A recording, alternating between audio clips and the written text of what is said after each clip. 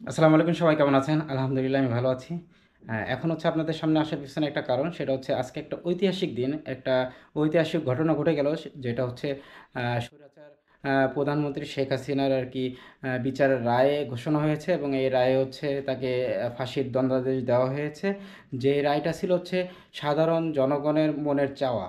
এখন এখানে হয়তো তার যেই নেতাকর্মীরা আছে, দলীয় লোকজন আছে, অথবা তাকে যারা পছন্দ করে তাদের কাছে হয়তো বিষয়টা ভালো নাও লাগতে পারে, কিন্তু যারা সাধারণ নাগরিক এবং যাদের এই জুলাই গণঅভ্যুত্থানে ভাই, বোন, মা, বাবা, ছেলে, সন্তান মারা গেছে, তারা এই রায়টার জন্য পথ চেয়ে বসেছিলেন এবং তাদের আজকে হয়তো মনের ইচ্ছার একাংশ পূর্ণ হয়েছে রায়ের মাধ্যমে, এবং বাকি পূর্ণতা পাবে হচ্ছে আদের যদি কখনো কার্যকর করা সম্ভব হয়। তবে আজকে আমি এই বিষয় নিয়ে কথা বলবো না, কারণ এই বিষয় নিয়ে সবাই কথা বলতেছে এবং ফেসবুকে, ইউটিউবে সব জায়গায় দেখলাম যে এই বিষয় নিয়ে ভিডিও, কিন্তু আমি আজকে আপনাদের সামনে আসছি একটা বিষয় নিয়ে। সেটা হচ্ছে আমার একজনের একটা বক্তব্যের কথা মনে পড়ে গেল, যে সাকা চৌধুরী, যাকে হচ্ছে যুদ্ধাপরাধীর দায়ে হচ্ছে ফাঁসির রায় দেওয়া হয়েছিল এবং তাকে ফাঁসি দেওয়া হয়েছিল। তা তিনি হচ্ছে ফাঁসির পূর্বে মুহূর্তে একটি বাণী দিয়ে গেছিল, অথবা একটা ইচ্ছা পোষণ করেছিল। চলুন দেখি তিনি কি বলেছিলেন। আমার সুনির্দিষ্ট প্রস্তাব হচ্ছে এই ট্রাইব্যুনাল যেন স্থায়ী থাকে।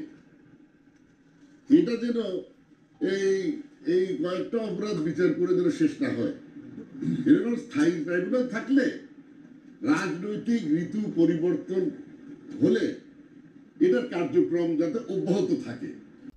তিনি একটা ইচ্ছা পোষণ করেছিলেন যে আন্তর্জাতিক অপরাধ ট্রাইব্যুনাল, যেটার মাধ্যমে হচ্ছে তাদের বিচার করা হয়েছে এবং তাদের বিচার করার জন্যই মূলত হচ্ছে এই ট্রাইব্যুনালটা খোলা হয়েছিল, সেই ট্রাইব্যুনালটা যাতে তাদের বিচার কার্য শেষ করেই বন্ধ না হয়ে যায়, এটা যাতে চলমান থাকে, যাতে করে পরবর্তীতে তারও বিচার কার্য, মানে শেখ হাসিনার বিচার কার্য এই ট্রাইব্যুনালের মাধ্যমেই হয়।